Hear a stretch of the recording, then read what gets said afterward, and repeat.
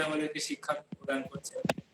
সেরকম ভাবে প্রভু আমাদেরকে ভক্তি এবিসিডি হাতে ধরে শিখিয়েছেন এবং প্রভুর এখানে যারা আছেন ম্যাক্সিমাম অনেকেই আছেন আমরা আমাদের প্রভু শিক্ষাগুরু এবং পথপ্রদর্শক গুরু হিসাবে এবং প্রভু আমাদেরকে প্রতিদিন খুব মিষ্টি ভাবে মাঝে মাঝে প্রয়োজন হলে বকেন এবং আমাদেরকে এই বকাটা হয়তো অনেক সময় বাচ্চাদের ওষুধ খাওয়ার মতো লাগে, আমার ক্ষেত্রে তো তাই।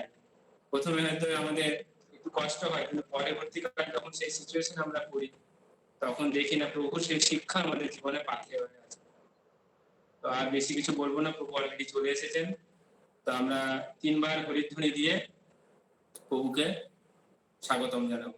হরি বল, হরি বল, হরি বল। হরে কৃষ্ণ। প্রভু আমি শুরু করি। প্রভু শুনতে পাচ্ছেন? হ্যাঁ প্রভু, সাউন্ড শোনা যাচ্ছে। একটু কম আছে সাউন্ডটা, তাহলে ঠিক আছে। আমি এখানে একটা মাইক যদি অ্যাড করে দিই, মাইক অ্যাড করলে পরে আওয়াজটা আসছে কিনা এক্সপেরিমেন্ট করা নেই। হ্যাঁ আওয়াজ আসছে প্রভু। মাধব, মাধব, হ্যাঁ বলছি যে আমি মাইকটা অ্যাড করছি। হ্যাঁ আমি মাইকটা অ্যাড করছি, তুমি যে দেখতে পাও, মানে তুমি যে শুনতে পাও। আমি মাইকটা অ্যাড করলে নিজে আর শুনতে পাবো না। তো মাইকটা অ্যাড করার পর যদি আওয়াজটা ভালো আসে তাহলে তোমাকে হাত তুলে ইশারা করে দেখিও যে ঠিক আওয়াজ আসছে। হ্যাঁ প্রভু। হরে কৃষ্ণ, ভালো আসছে আগে থেকে? হ্যাঁ প্রভু ভালো আসছে। ভালো আসছে? হ্যাঁ প্রভু ভালো আসছে, আগের থেকে সুন্দর আসছে, বোঝা যাচ্ছে স্পষ্ট। মাইক অ্যাড করে দিলে আমি আর কি শুনতে পাবো না। পাঠের শেষে মাইক খুলে দেবো, আপনারা কোনো প্রশ্ন করতে পারেন। হরে কৃষ্ণ। আর যদি আপনাদের কারো অসুবিধা থাকে সময় বা জয়েন থাকতে, আপনারা চাইলে বেরিয়ে যেতে পারেন, পরে আবার শুনে নেবেন। তা কিন্তু আমি অনুরোধ করবো যারা নতুন ভক্ত তারা সবাই থাকুন।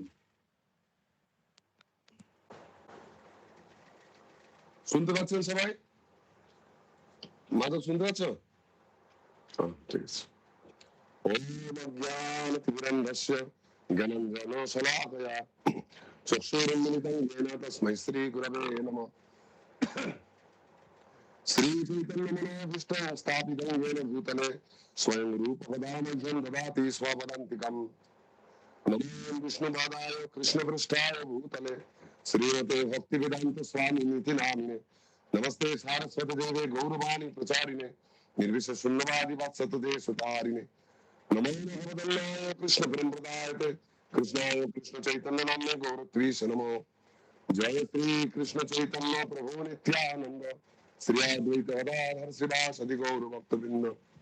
हरे कृष्णा कृष्णा कृष्णा हरे हरे, हरे राम राम राम हरे हरे। नमो विष्णुपदाय कृष्ण पृष्ठाय श्रीमते जय पताका स्वामी नामिने नमाचार्य पदायने जय कृपा पदायने गौर कथा नवदाय नमो हरिने संकर्षण कारण तो यशाई गर्भ तो सही चपर दिशाई শেষস্তে যশাংশ করা সনিত্যানন্দ করাম সর্বম নমস্তে। সর্বপ্রথম উপস্থিত সকল ভক্তবৃন্দকে আমার অনেক অনেক শুভেচ্ছা, অনেক প্রণাম যে আপনারা সকলে এই গ্রুপে জয়েন করেছেন। কিছু ভক্ত আমাকে আগ্রহ করছিলেন এই গ্রুপে আসার জন্য, আমি সময় করে উঠতে পারছিলাম না, তাদের কাছে আমি ক্ষমা প্রার্থী। পরবর্তীকালে আমাদের প্রশান্ত প্রভু পদ্মনাভ কৃপা প্রভুর অনুপ্রেরণায় বিশেষভাবে মনে হলো যে না এইভাবে আমাদের মন্দিরে একদিন যেদিন মহোৎসব হয় সেই দিন সেই তত্ত্বের যদি কথা আমরা আলোচনা করি তাহলে সেটা খুব অন্যায় হয়। আমার নিজের জন্য হয়, ভক্তদের জন্য হয়, ভগবানের জন্য হয়। তার সেই মহান লীলা কথা 8 ঘন্টা 15 মিনিট বা 2 ঘন্টাতেও বলে শেষ করা যায় না। তাছাড়া সেই সময় ভক্তদেরও তাড়া থাকে, বাড়ি যাওয়ার ব্যাপার থাকে, প্রসাদের ব্যাপার থাকে, সব মিলিয়ে সময়টা ক্লাসের অনুকূল থাকে না। সেই জন্য আমরা ঠিক করেছি যে কয়েকদিন আগে থেকে, আজকে মঙ্গলবার, মঙ্গল বুধ বৃহস্পতি শুক্র শনি 5 দিন যদি শ্রীমতী রাধারানীর তত্ত্ব, যদিও তার তত্ত্ব অসীম অগাধ, আমি স্বয়ং ব্রহ্মা পর্যন্ত সেটিকে সঠিকভাবে নিরূপণ করতে অক্ষম, তবুও গুরু গৌরাঙ্গের কৃপায় পরম্পরা ধারা আমরা যা কিছু পেয়েছি সেই অনুসারে আমরা চেষ্টা করব এই 5 দিন তার গুণমহিমা যথোপযুক্ত কীর্তন করতে। আপনারা আমাদেরকে সাথ দেবেন। আর আশা করি এই লীলা মহিমা 5 দিন কীর্তন করার ফলে, আপনাদের শ্রবণ করার ফলে, আমার কীর্তন করার ফলে আমাদের সকলের পারমার্থিক উন্নতি হবে এবং 31 তারিখ এই বছর 31শে আগস্ট, এই যে শুক্লপক্ষের রাধা অষ্টমী তিথি, এই তিথিতে আমরা বিশেষভাবে উৎসাহিত হব যাতে শ্রীমতী রাধারানী কোনো সেবা করতে পারে, এটা আমাদের উদ্দেশ্য। সর্বপ্রথম আন্তর্জাতিক কৃষ্ণ ভবনামৃত সংঘ বা ইসকনের তরফ থেকে আপনাদের সকল ভক্তবৃন্দের চরণে শতকোটি প্রণাম। বাঞ্ছা কল্পতরুভ্যশ্চ কৃপা সিন্ধুভ্য এব চ পতিতানাং পাবনেভ্যো বৈষ্ণবেভ্যো নমো নমঃ। শ্রীমতী রাধারানীর তত্ত্ব আমরা 5 দিনে ব্যাখ্যা করব, অল্প অল্প করে ভেঙে ভেঙে, যাতে বুঝতে সুবিধা হয়। আমরা এই আলোচনা শুরু করব শ্রী চৈতন্য চরিতামৃত গ্রন্থ থেকে। শ্রী চৈতন্য চরিতামৃতে আদি লীলায়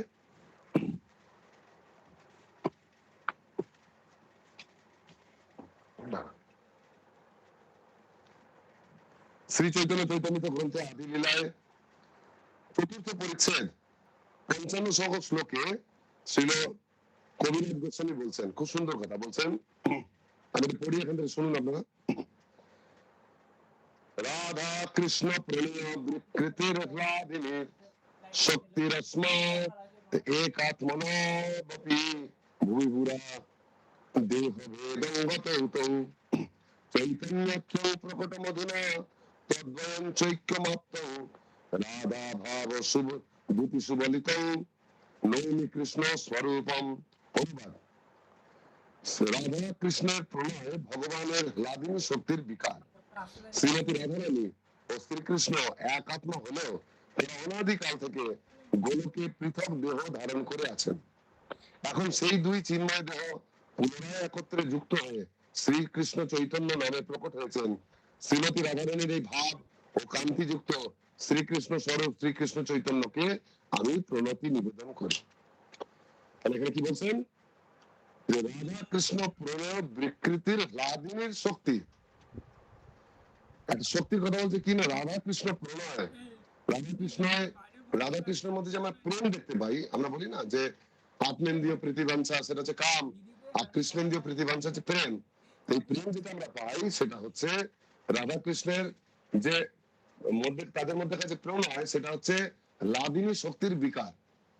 ভগবানের অন্তরঙ্গা শক্তির একটি রূপ হচ্ছে হ্লাদিনী, সেই শক্তির বিকারই হচ্ছে এই প্রেম।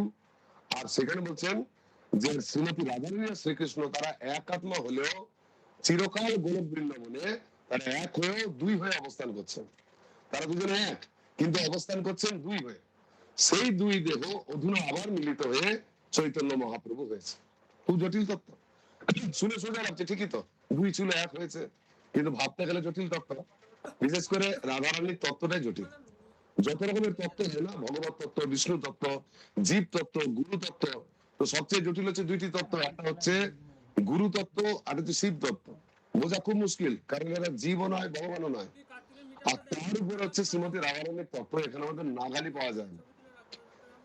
শুনে মনে হয় যে হ্যাঁ আমরা তো ভালো ভক্ত নয়, আমরা নতুন ভক্ত, বা আমরা এই সমস্ত তত্ত্ব বুঝি না, তাই হয়তো আমরা বুঝতে পারছি না। রাধারানীর তত্ত্ব উচ্চ স্তরের, উচ্চ স্তরে কোনো যারা ব্রজবাসী মানুষ তারা একমাত্র রাধারানীর মহিমা বুঝতে পারে, কিন্তু সেই কথাটাও পুরোপুরি ঠিক না। যারা মূলত ব্রজবাসী মানে যারা চিন্ময় জগৎ থেকে জড় জগতে নেমে এসেছেন, যারা ব্রজভূমে বাস করে কেবল রাধা কৃষ্ণের প্রীতি সম্পাদনে, তাদের পক্ষে এই তত্ত্বটা বোঝাটা কিছুটা সম্ভব। আর কাদের পক্ষে বোঝা সম্ভব? যারা হচ্ছেন শুদ্ধ স্তরের গৌড়ীয় ভক্ত। যারা শুদ্ধ গৌড়ীয় ভক্ত তারা এই তত্ত্ব তাদের থেকেও ভালো বুঝতে পারে। অনেকের মনে হয় যে যারা গৌড়ীয় ভক্ত তারা নবদ্বীপবাসী, তারা মায়াপুর নিবাসী। ছিল প্রভুপাদ, তার গুরুদেব ভক্তি সিদ্ধান্ত সরস্বতী ঠাকুর, গৌরকিশোর দাস বাবাজি মহারাজ, ভক্তি বিনোদ ঠাকুর, রূপ গোস্বামী থেকে পরপর যে ধারাটা আসছে এরা সবাই গৌড়ীয়।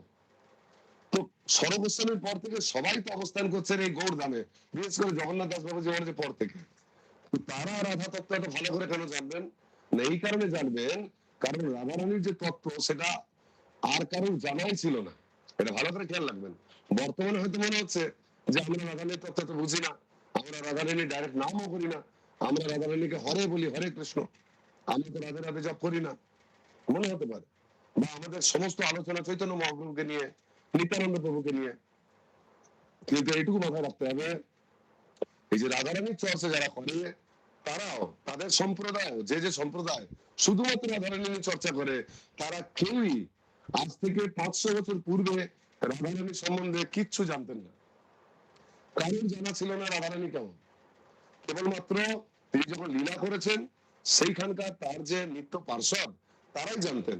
তারা অপ্রকট হয়ে যাওয়ার পর এই জগতে শ্রীমতী রাধারানীর কথা কেউ জানতেন না। শ্রীকৃষ্ণের পুত্র হচ্ছেন প্রদ্যুম্ন, এক পুত্র আপনারা জানেন। তার পুত্র অনিরুদ্ধ, মানে কৃষ্ণের নাতি হচ্ছে অনিরুদ্ধ, তার পুত্র ছিলেন বজ্রনভ। অর্থাৎ শ্রীকৃষ্ণের পপৌত্র বজ্রনভ। এই বজ্রনভ তিনি কৃষ্ণের বিগ্রহ নির্মাণ করান। অনেকে বলেন তিনি প্রাপ্ত হয়েছিলেন, অনেকে বলেন তিনি নির্মাণ করান। তো তিনি শিল্পীকে দিয়ে কৃষ্ণের বিগ্রহ বানিয়েছিলেন। ঠিক সেই সময় পরীক্ষিত মহারাজের মাতা উত্তরা দেবী অবস্থান করছিলেন। যে উত্তরা দেবীকে তিনি নিয়ে দেখিয়েছিলেন বিগ্রহ তৈরি করে, যে আপনি সাক্ষাৎ শ্রীকৃষ্ণকে দেখেছেন। উত্তরার মামা শ্বশুর ছিল কৃষ্ণ, আপনি নিজে চোখে দেখেছেন তাকে। তো দেখুন তো এই বিগ্রহ কেমন দেখতে, ঠিক শ্রীকৃষ্ণের মতো হয়েছে কিনা আমার প্রপিতামহ। তো উত্তরা দেবী প্রথমে একটা বিগ্রহ দেখেছিলেন তৈরি করে। উত্তরা দেবী দেখে বলছেন যে না, এই বিগ্রহ ছিল মদন মোহন। বলছে এই যে বিগ্রহ বানিয়েছো দেখে কৃষ্ণের ধ্যান আসছে, কিন্তু এনার কেবলমাত্র যে চরণটুকু সেইটা কৃষ্ণের মতো, আর কিছু না। শুধু চরণটা কৃষ্ণের মতো, আর কিচ্ছু না। তাহলে সেটা ছিল মদন মোহনের বিগ্রহ। তখন তিনি তারপর আরো বিগ্রহ বানালেন, আরেকটা বিগ্রহ দেখালেন। তখন যে এই বিগ্রহের বক্ষস্থল পর্যন্ত, চরণ থেকে বুক পর্যন্ত কৃষ্ণের মতো, হুবহু কৃষ্ণের মতো। তিনি আছেন গোপীনাথের বিগ্রহ। আর আরেকটা বিগ্রহ যখন দেখালেন তখন তিনি বললেন না, এর আপাদ মস্তক এত মুখমণ্ডল পর্যন্ত হুবহু কৃষ্ণের মতো, যিনি হচ্ছেন গোবিন্দ দেব। তো এই হচ্ছে ব্যাপার। কেবলমাত্র ব্রজমণ্ডলে এই বজ্রনাথের কৃপাতে শ্রীকৃষ্ণের 3টি বিগ্রহ তৈরি হয়েছিল মূলত। তারপর আরো হয়েছিল গোবিন্দ, গোপীনাথ, মদন মোহন। এদেরকেই জানা ছিল। রাধারানীর নামও সেখানে কিছু ছিল না, কেউ জানতেন না। তাহলে কি করে জানলেন? এত লোক বৃন্দাবনে, এখানে এত রাধারানীর এসব কিছু ছিল না, এগুলো কিছুই ছিল না। কিভাবে এলো? এগুলো দান করলেন কে? স্বয়ং শ্রীমতী রাধারানী। রাধারানী স্বয়ং গৌর ভাব ধারণ করে, চৈতন্য মহাপ্রভুর রূপ ধারণ করে তিনি জড়জগতে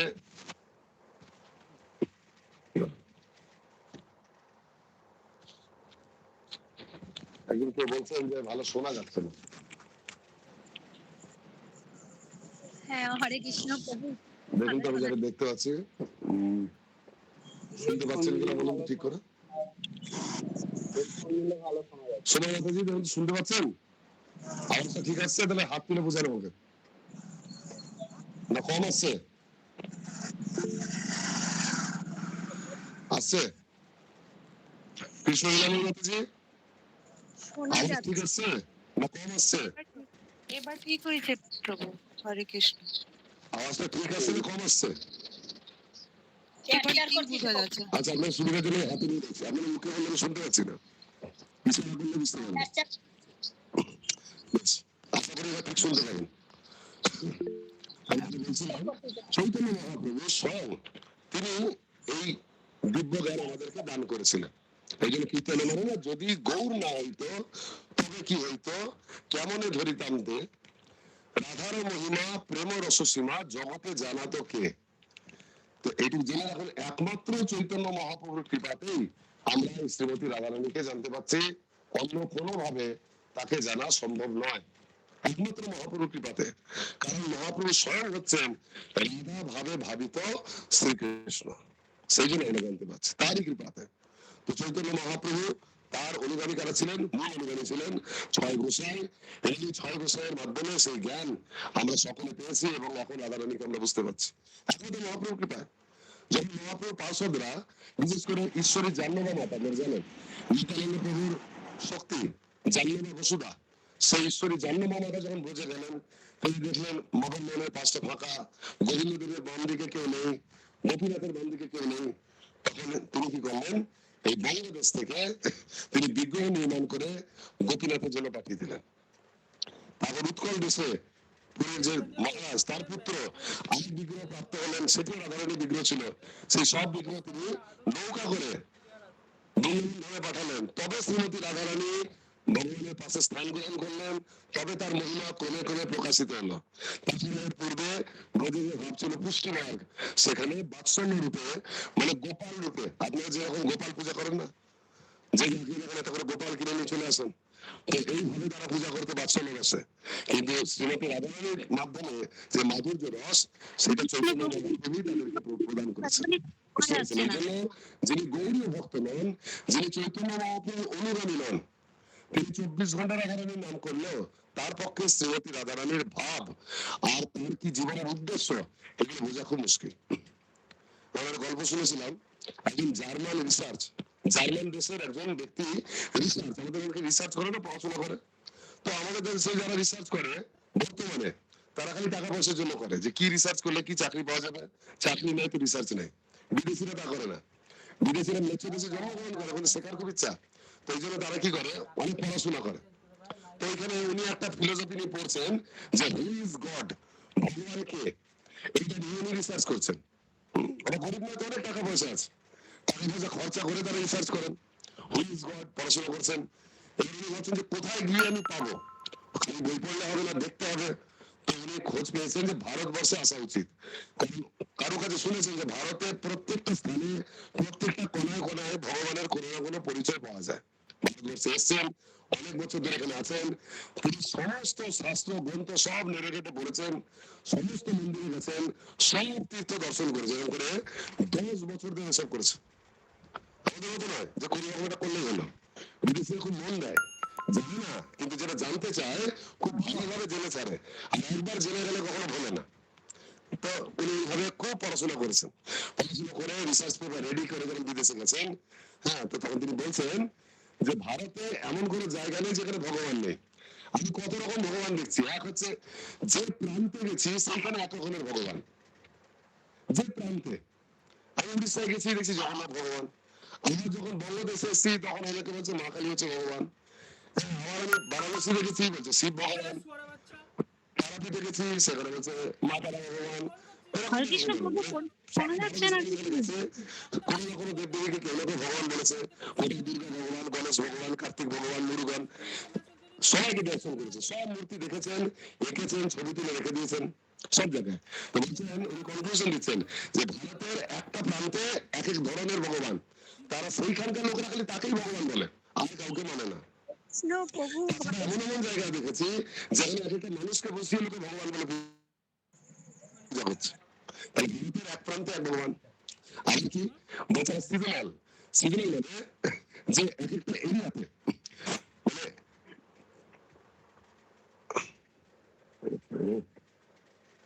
হরে কৃষ্ণ আছে। হ্যাঁ প্রভু হরে কৃষ্ণ। শোনা যাচ্ছে না। কোনো আওয়াজ, সাউন্ড খুব পুয়ার আসছে। সিজনাল এক একটা ঋতুতে, সরি, একটা হচ্ছে প্রান্তে ভগবান, এক এক প্রান্তে এক এক ভগবান। দ্বিতীয় হচ্ছে সিজনাল, বলছে এক এক সময় একজন ভগবান হয়, এক এক সময়। আমার বৈশাখ মাসে বলছে এখানে বাঙালি আমাদেরকে দেখুন, বলে লক্ষ্মী গণেশের পূজা করো, তখন তারা ভগবান। আর যখন শ্রাবণ মাস আসে তখন বলছে শিব ভগবান, রথের পরে মনে পড়ে জগন্নাথ ভগবান, আর জন্মাষ্টমী মনে পড়ে কৃষ্ণ, আর কয়েকদিন পর দুর্গা দেবী হয়ে যাবে, তারপর লক্ষ্মী পূজা, কালী পূজা, আর কার্তিক পূজা, গণেশ পূজা। মানে যে সিজনে যে দেবদেবী ওঠে সে ফলের মতো সেইভাবে। আবার উনি দেখছেন এক একটা মানুষ নিজের বয়স অনুসারে আবার ভগবান হয়, একটা প্রান্ত অনুসারে ভগবান, একটা সিজন অনুসারে, ঋতু অনুসারে ভগবান, আরেকটা কে পূজা করছে তার উপর। ছোট বাচ্চার ক্ষেত্রে বলছে সরস্বতী ভগবান, হ্যাঁ, যারা ব্যবসায়ী তাদের কাছে হচ্ছে লক্ষ্মী গণেশ ভগবান, কেউ পড়াশোনা করছে সরস্বতী, কারো শক্তি দরকার মা কালী ভগবান। এরকম স্থান অনুসারে, পাত্র অনুসারে, ঋতু অনুসারে এক একজন ভগবান বলছে। এরকম আমি অনেক, উনি তো জানে না, উনি বলছে সবাইকে দেখেছি, সবার মন্দিরে গেছি, সবার ছবি দর্শন করেছি, সব দেখেছি, কিন্তু আমি কনক্লুশন এসে দাঁড়িয়েছি এত ভগবানের মধ্যে মূল ভগবান হচ্ছেন একজন, যিনি ভোজ ধনে বৃন্দাবনে রয়েছেন, তার নাম হচ্ছে গোবিন্দ বা কৃষ্ণ। উনি কেউ বলে দেয়নি, নিজে থেকে বলছে। আপনি কি করে বুঝলেন? বলছে আমি একটা কনক্লুশনে এলাম যে এইটা, যে এই জগতে দেখবেন আমাদের মধ্যে যারা একটু বড় লোক মানুষ হয়, একটু টাকা পয়সা থাকে, একটু বলে দিল, সে নিজে কোনো কাজ করতে চায় না। বলে দিয়ে পরিবার যান, মেয়েরা নিজেদের বাসন ধোবে না, কাপড় কাচবে না, এখন তো মেশিন হয়ে গেছে, আগেকার দিনেও এমনকি রান্নাও করবেন আজকাল, লোকের রান্না করবে, একটু বড় লোক হলে এসে চলবে, নিজের পায়ে হাঁটবে না, গাড়িতে যাবে, সব কাজ করার জন্য হরে কৃষ্ণ প্রভু শোনা যাচ্ছে না। পরমেশ্বর ভগবান মানে সে কত শক্তিশালী, তার তো কোনো কাজ করার দরকার নেই, কিন্তু আমি যেখানে যাচ্ছি লোকে দেখছি বিভিন্ন কাজ করার জন্য দাঁড়িয়েছে। এই কি করে বুঝলে? ওই কাজ না তো কি, প্রভু হরে কৃষ্ণ। সৈনিককে যদি দেখি যে হরে কৃষ্ণ। একটা পিস্তল নিয়ে দাঁড়িয়েছে, তাহলে কি বুঝবো? গুলি করতে চান? হ্যাঁ বুঝতে পারছেন না অ্যাকচুয়ালি। পিস্তল না নিয়ে 10-12খানা পিস্তল নিয়ে দাঁড়িয়েছে, তাহলে পিস্তল বেশি কাজ করছে। তাহলে যে প্রান্তে গেলাম খালি দেখছি কারোর এক্সট্রা চোখ, কারোর বেশি বেশি চোখ মুখের মধ্যে, কারোর সারা গায়ে চোখ, কারোর বেশি বেশি হাত, কারোর 4টে হাত, 10টা হাত, 20টা হাত। আবার কারো কারোর ক্ষেত্রে দেখছি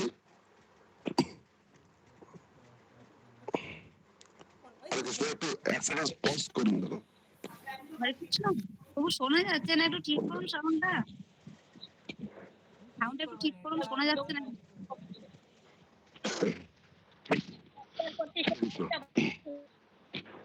তো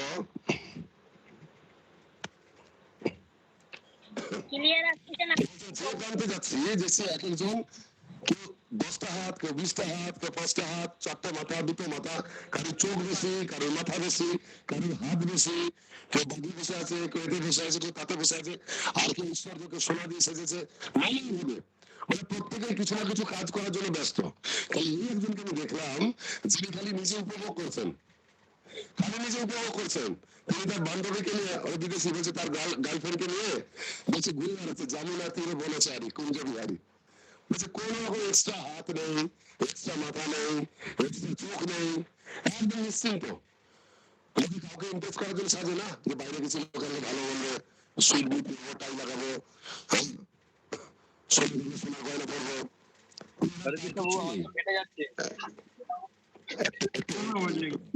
আমরা তো কিছুই শুনতে পাচ্ছি না, কিছুই শুনতে পাচ্ছি না তো।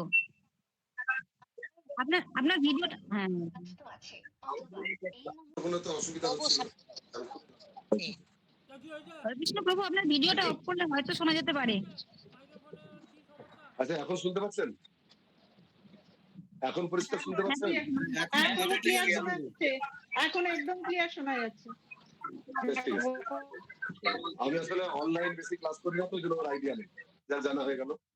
বেশ, তার মানে হচ্ছে সেই বিদেশি যেখানে গেছে, দেশে কারোর এক্সট্রা হাত, এক্সট্রা চোখ, এক্সট্রা মাথা, খালি বৃন্দাবনে এসে দেখেছে যে একজন দাঁড়িয়ে আছে তার বান্ধবীর পাশে, না কোনো এক্সট্রা মাথা লাগিয়েছে, না কোনো এক্সট্রা চোখ, না কোনো এক্সট্রা ড্রেস, কিচ্ছু নয়। কোনো অস্ত্র শস্ত্র, বাহন টাহন, বাঘ সিংহ হাতি কিচ্ছু নাই। এমনকি লোককে দেখানোর জন্য যে সাজগোজ করে কিচ্ছু নেই। কি পরেছে? ওই একটা ধুতি পরেছে, তাও হাঁটুর উপর, আর ছোট্ট ধুতি পরে আছে হাঁটুর উপরে, না গায়ে জামা, না মাথায় মুকুট, খালি ফুলের সাজ পরে আছে, আর নিজের ইচ্ছায় বাঁশি বাজিয়ে যাচ্ছে। আর তার পাশে যাকে দেখছি সে তার চেনে না রাধারানীকে, বলছে তার পাশে তাকে বান্ধবীকে দেখছি যে তার সেইটা দেখে তিনি একদম মুগ্ধ হয়ে যাচ্ছে, এবং তারা দুইজন পরস্পর পরস্পরের দিকে তাকিয়ে আছে আর এত আনন্দ উপভোগ করছে তাদের বিগ্রহ দেখে মনে হচ্ছে। তা আমি দেখে বুঝলাম ইনি হচ্ছেন পরমেশ্বর ভগবান, কারণ ইনি আনন্দ উপভোগ করছেন, আর বাকি সবাই তটস্থ হয়ে আছেন যে আমার কাজটা করতে হবে, আমাকে যে কাজটা দেওয়া আছে, যে সেবাটা আমার, আমার যে বিশেষ শক্তি আছে সেইটা কাউকে পাত্তাই দিচ্ছে না। নিজে নিজের গার্লফ্রেন্ডকে নিয়ে ঘুরতে, মানে তার বাঁচান, তার বান্ধবীকে নিয়ে আনন্দ করছে। তো সেই জন্য ভগবানের মূল সংজ্ঞা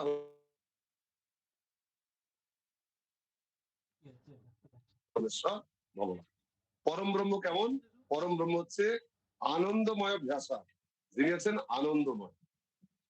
কিন্তু শুধু আনন্দময় নয়, পরমেশ্বর ভগবান আমরা এটাও জানি পরম ব্রহ্ম পরমেশ্বর ভগবান হচ্ছেন শক্তিময় বা শক্তিমান, আর সবাই জানে পরমেশ্বর ভগবান হচ্ছেন পরম শক্তিমান, আর একই সঙ্গে তিনি হচ্ছেন পরম আনন্দময়। এই দুটো হচ্ছে তার বৈশিষ্ট্য।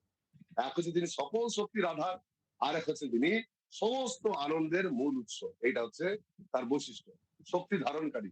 আর প্রশ্ন হচ্ছে তিনি আনন্দময় না শক্তিময়, কোনটা বেশ? দুটোই ঠিক। একই ব্যক্তির যেমন দুটো নাম হয় না, সেরকম দুজন। যেমন বাবা, যাকে আমরা বাবা বলি, তিনিই জনক, তিনিই পিতা, ঠিক সেই রকম যিনি আনন্দময় তিনি শক্তিমান। অর্থাৎ ভগবানের মধ্যে দুটো বৈশিষ্ট্য, তিনি পূর্ণ আনন্দময়, পূর্ণ শক্তিমান, তার মধ্যে পূর্ণ শক্তি রয়েছে। আর এই যে শক্তি ভগবানের মধ্যে রয়েছে, এটা কোনো জড় শক্তি নয়, এটা তার চিন্ময় শক্তি, এটা তার সক্রিয় শক্তি। সেই জন্য এই শক্তি তার আনন্দকে বিবর্জিত করে। এগুলো ভালো করে না বুঝলে শ্রীমতী রাধারানীর সম্বন্ধে বুঝতেই পারবেন না, বুঝতে পারছেন? আপনি একটা বড় হোটেল করবেন, 10 তলা বিল্ডিং, তো আপনাকে প্রথমে ইট, রড, সিমেন্ট এগুলো জানতে হবে। আর মনে হতে পারে যে এগুলো কি বলছেন তুমি, কিন্তু এগুলো না জানলে আপনি বিল্ডিং বুঝতে পারবেন না। একটু একটু করে বুঝুন, আমরা 5 দিন আলোচনা করি। তো ভগবানের এই যে শক্তি, আমরা কি আলোচনা করলাম? 2 রকম জিনিস, এক হচ্ছে আনন্দ, আরেক হচ্ছে শক্তি। তো এই যে শক্তি তার মধ্যে রয়েছে, এটা তার সক্রিয় শক্তি, চিন্ময় শক্তি। কি করে বুঝবো? না, এই সক্রিয় শক্তি ভগবানের আনন্দকে সবসময় বিবর্ধিত করে, ভগবানের আনন্দকে আরো ঘনীভূত করে, ফলে ভগবান আরো বেশি আনন্দ পায়। তার আনন্দের মধ্যে বৈচিত্র্য আছে। যেমন চিনির রস, জলের মধ্যে একটু চিনি গুললে সেই জলটা খেতে ভালো লাগে, মিষ্টি লাগে। সেই চিনির পরিমাণ যদি আমি বাড়িয়ে দিই, তাহলে জলটা আরো বেশি মিষ্টি হয়। এবার যদি জলটাকে ফোটাতে শুরু করি, তাহলে রসটা ঘন হয়ে যায়, তখন আরো মিষ্টি লাগে। শেষে একবারে ফুটিয়ে দিলে সেটা ক্যারামেল হয়ে যায়, ছোট চকলেটের মতো হয়ে যায়, সেটা সবচেয়ে বেশি আস্বাদনীয়। সেরকম ভগবানের শক্তি আর এই আনন্দ উপভোগ করার ক্ষমতাকে নানান ভাবে পরিপূর্ণ করে, নানান ভাবে পরিবর্তিত করে, বৈচিত্র্য নিয়ে আসে, পরে সেটা আরো বেশি আস্বাদনীয় হয়ে ওঠে, টেস্টফুল হয়। তাহলে আমরা কি বললাম? ভগবান হচ্ছেন শক্তিমান আর আনন্দময়। আর এই আনন্দকে, এই শক্তিটা কি করে? বহুগুণ বাড়িয়ে আরো টেস্টফুল করে, আস্বাদ্য করে। তাহলে ব্রহ্ম হচ্ছে আস্বাদ্য। রস বৈশ্য আমরা বলি না, পরম ব্রহ্ম পরমেশ্বর ভগবান হচ্ছেন রস বৈশ্য। তিনি হচ্ছেন রস। রস কাকে বলে? না, যে জিনিসটাকে টেস্ট করা যায় তাকে বলা হয় রস। যেমন যেমন ধরুন আমের রস, তালের রস, খেজুরের রস, আখের রস, কত রস হয়। যে জিনিসটাকে মুখে টেস্ট করা যায় এবং ভালো লাগে, সেটা হচ্ছে রস। আর শাস্ত্রে বলছেন যে রস বৈশ্য, পরমেশ্বর ভগবান হচ্ছে পরম রস। এখন প্রশ্ন হচ্ছে, যে জিনিসটাকে আপনি রস বলবেন, তার সংজ্ঞা কি বললাম? যাকে টেস্ট করা যায়, যাকে জিভে নিয়ে স্বাদ নেওয়া যায়, তিনি হচ্ছেন রস। তো পরমেশ্বর ভগবান বা পরম ব্রহ্ম যদি রস হয়, তাকে টেস্ট করবে, জিনিসটা বুঝুন ভালো করে। পূর্বে তো ভগবান একজনই ছিলেন, তার থেকে সবাই এসেছে। তো যখন গোলক বৃন্দাবনে ভগবান এক, তো সেই পরমেশ্বর ভগবান তিনি যদি রস হয়েছেন, সেই জন্য পরব্রহ্ম একসঙ্গে দুটো ভাগ হয়েছে, রাধারানী এবং কৃষ্ণ, রসরাজ মহাভাব, দুই ভাগ হয়েছে। আস্বাদনকারী না থাকলে কোনো গুরুত্ব নেই। আপনারা দেখবেন এই যে মানুষজন এত সাজে গুজে, যখন মন্দিরে কোনো অনুষ্ঠান আছে একটু ড্রেস করে আসে, বলে কেন? বলে আজকে এত লোক আসবে, লোকে দেখবে। কোনো মানুষজন যদি না থাকে, আপনাকে যদি অফার দেয় যে মাতাজি আপনাকে অনেক দামি দামি শাড়ি সরকার থেকে ফ্রিতে দেবে, ফ্রি, কিন্তু কবে দেবে? ওই শাড়িটা পরে আপনি ঘর থেকে বেরোতে পারবেন না, কাউকে ছবি তুলে দেখাতে পারবেন না, খালি নিজে পরে বসে থাকবেন, বললেন দরকার নেই জিনিস। যদি আমরা ভালো শাড়ি পরে কাউকে দেখাতে না পারি, এই যে এত এত লোক যারা অভক্ত, এত সাজছে, এত মেকআপ করছে, এত ছবি তুলছে, ফেসবুকে দিচ্ছে, এখানে দিচ্ছে, সেখানে, কিসের জন্য? যাতে লোকে তাকে দেখে খুশি হয়। যখন কেউ কোনো রান্না করে, সে চায় লোকে ওটা খাক, খেয়ে আনন্দ পাক, অ্যাটলিস্ট কেউ না খেলে নিজেও খেয়ে দেখে যে কেমন লাগছে। কেউ যখন কীর্তন করে, গান করে, সবাই শুনুক, কেউ না হলে ভগবান শুনুক। তো এইরকম দুটো জিনিস লাগবে, 2 রকম লোক না হলে আনন্দ আস্বাদন করা যায় না। এক হচ্ছে বস্তুটা যেটা আনন্দদায়ক, আরেক হচ্ছে একজন যে বস্তুটাকে উপভোগ করবে। এই দুটো জিনিস চাই। তো সেই জন্য কি করেছেন? পরমেশ্বর ভগবানও পরম ব্রহ্ম, তিনি 1 থেকে 2 হয়েছেন। চৈতন্য চৈতামিতে কবিরাজ গোস্বামী বলছেন 4th অধ্যায়ের 56 শ্লোকে, রাধা কৃষ্ণ এক আত্মা, 2 দেহ ধরি, অন্যন্যে বিলাসে রস আস্বাদন করি। যে রাধা আর কৃষ্ণ তারা 2জন নয়, তারা একটাই আত্মা, এক আত্মা। তারা কিন্তু এক আত্মা, দুটো ধারণ করে নিয়েছেন। কেন? না, একজন হবে উপভোগ্য, আস্বাদ্য, আরেকজন তাকে আস্বাদন করবেন। এইভাবে তাদের মধ্যে আনন্দের আদান প্রদান হবে। একজন থাকলে আনন্দ পেতে পারছিলেন না, 2জন চাই, একজনকে ভোগ করবেন, আরেকজন ভোগ করবেন একজনকে। এই জন্য তারা 1 থেকে 2 হয়েছে। রসাস্বাদনের জন্য তারা আলাদা হয়েছেন। আবার কখনো কখনো প্রয়োজনে এই 2 দেহ যখন আবার মিলে যায়, তখন তারা হয়ে যান শ্রীকৃষ্ণ চৈতন্য। তো নারদীয় পুরাণে বলছেন, একটা কাহিনী বলছেন যে চিন্ময় জগতে, আমরা এই জড়জগতে আছি, 14 ভুবন, এর বাইরে কারণ সমুদ্র, তার উপরে ব্রহ্মজ্যোতি, তার উপরে বৈকুণ্ঠ, সমস্ত বৈকুণ্ঠ উপরে গোলক, গোলকের একদম উপরে মুকুটমণি হচ্ছে গোবর্ধন, তার পাশে রাসমণ্ডল। সেই রাসমণ্ডলে কৃষ্ণ একা বসে উপভোগ করছেন, চিন্তা করছেন বসে বসে। সেই কৃষ্ণ মানে হচ্ছে তিনি রাধা চিত্তে মিলিত দেহ, পরব্রহ্ম পরমেশ্বর ভগবান। তিনি এক জায়গায় বসে উপভোগ করার কথা চিন্তা করছেন, যে আমি রস আস্বাদন করব, আমি আনন্দ উপভোগ করব। এই যে আনন্দ উপভোগ করবে ইচ্ছা করেছে, তার ইচ্ছা শক্তি এত শক্তিশালী, ভাবার সঙ্গে সঙ্গে সেইটা অ্যাক্টিভিটি শুরু হয়ে গেছে। কি হয়েছে? হঠাৎ তার বাম অঙ্গ আর দক্ষিণ অঙ্গ আলাদা হয়ে গেল, দুটো পা। বাম অঙ্গ আলাদা হয়ে গিয়ে এক অদ্ভুত বিদ্যুৎ বর্ণা এক বালিকায় পরিণত হয়েছে, আর ডান অঙ্গ শ্যামল কান্তি এক বালকে পরিণত হয়েছে। বাম অঙ্গ থেকে এসছে বিদ্যুতের মতো। অর্থাৎ যখন ঘন মেঘের মধ্যে বাজ পড়ে না, কেমন দেখতে আলোটা, তপ্ত কাঞ্চন গৌরাঙ্গী, গলিত সোনার মতো দেখতে এক বালিকা তার বাম অঙ্গ থেকে প্রকটিত হয়েছে।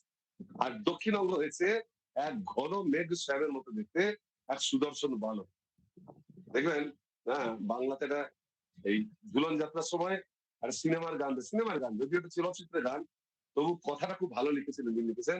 যেমন ওখানে যায় যে কুসুম দোলায় দোলে শ্যামরায়, সেখানে একটা অন্তরায় বলা হচ্ছে যে দোলে কৃষ্ণ মেঘে শ্যাম সৌদামিনী, হিন্দোলে দেয় দোল ব্রজগোপিনী। দোলে কৃষ্ণ মেঘে রাই সৌদামিনী, কৃষ্ণকে মেঘের সঙ্গে তুলনা করছে। কৃষ্ণ হচ্ছেন বর্ষাকালে যে মেঘে বৃষ্টি, আমরা না কালো করেছে বৃষ্টি হবে, ওই রকম এক মেঘের মতো কৃষ্ণ। আর তার মধ্যে যখন বিদ্যুতের ঝলক দেয় কেমন দেখতে লাগে, ঠিক সেই রকম রাধারানীকে কৃষ্ণের সঙ্গে দেখতে মনে হচ্ছে যে বিদ্যুৎ, ঘন মেঘের মধ্যে বিদ্যুতের প্রভাব। এইভাবে এক ভগবান থেকে দুই, এবং এরা দুই যখন তৈরি হলেন, তারা পরস্পরের দর্শন মাত্র তীব্র আকৃষ্ট হচ্ছে। কৃষ্ণ তাকে দর্শন করে প্রবল আনন্দ উপভোগ করছেন। আর সেই বালিকা কি করছেন? বালিকা কিন্তু কৃষ্ণকে দেখে খালি আনন্দ পাচ্ছেন না, বালিকা প্রকটিত হয়ে সঙ্গে সঙ্গে গোলক বৃন্দাবনে দৌড়ে যাচ্ছেন সেখান থেকে পুষ্প চয়ন করতে। পুষ্প, তুলসী এগুলো চয়ন করে তিনি কৃষ্ণ চরণে দিচ্ছেন, যাতে কৃষ্ণ আনন্দ লাভ করেন। অর্থাৎ তিনি আবির্ভূত হয়ে সঙ্গে সঙ্গে ধাবমান, সঙ্গে সঙ্গে দৌড়াচ্ছেন কিসের জন্য? ফুল নিয়ে আসতে। আপনারা ফুল তুলে কি করেন? পূজা করেন, আরাধনা। কার আরাধনা করেন? ভগবানের। সেই শ্রীমতী রাধারানী হচ্ছে সেই সবকিছুর ঊর্ধ্বে, মানে সেইখান থেকে এই ভাবটা আমাদের এসছে। তো শ্রীমতী রাধারানী প্রকট হওয়ার সঙ্গে সঙ্গে দৌড়ে যাচ্ছেন পুষ্প চয়ন করতে। কি করবেন? ফুলগুলো দিয়ে আরাধনা করবেন। তা আরাধনা করার জন্য ধাবমান হচ্ছেন, তাই জন্য তার নাম হচ্ছে রাধা। আরাধনার জন্য যিনি ধাবমান, যিনি সেবা করার জন্য সবসময় তৎপর, যিনি কৃষ্ণের আরাধনা মানে খালি এক জায়গায় বসে অর্জন করা নয়, কৃষ্ণের সব সেবায় আরাধনা। যিনি কৃষ্ণ সেবার জন্য সবসময় অ্যাক্টিভ, তিনি হচ্ছেন রাধারানীর প্রকৃত রিপ্রেজেন্টেটিভ। যেমন শ্রীল প্রভুপাদ কৃষ্ণ সেবার জন্য তিনি হাজারবার প্লেনে চেপেছেন, হাজারবার মন্দিরে বিভিন্ন জায়গায় প্রবচন দিতে, যখন যা প্রয়োজন সেটাই করেছেন। তিনি হচ্ছেন রাধারানীর প্রতিনিধি। তো রাধারানীর একটাই কাজ, তার কাজ হচ্ছে যেন তেন প্রকারেণ কৃষ্ণকে আনন্দ প্রদান করা। কৃষ্ণকে আনন্দ আস্বাদন করাটাই তার জীবনের একমাত্র প্রজেক্ট। একটাই কাজ জীবনে, একটাই কাজ। আমাদের যেমন কাজ চেঞ্জ হয়, ছোটবেলায় পড়াশোনা করো, তারপর চাকরি করো, তারপর এই করো সেই করো, রাধারানী এসব কিছু নেই।